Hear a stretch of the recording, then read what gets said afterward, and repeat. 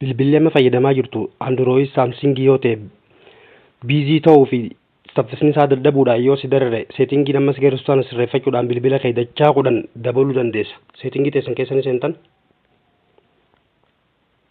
system kana keessanii seentan about phone kana keessanii seentan build number kajoo kana torbanitu ina 3 4 5 6 7 ni baatan as keessa about optionii kana keessanii seentan kun ootanii isinii fida developer optionii gaddeemtan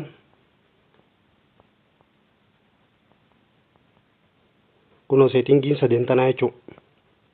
Tokkoffaarra jirti lamaffaarra ni jijjiiratan kanaas lamaffaarra ni jijjiiratan kasadaffaa kanaas lamaffaarra ni jijjiirtan ni gartan isinummaa nu jijjiirama bilbila keessanii dachaa kudhaniin dabaltanii jechuudha.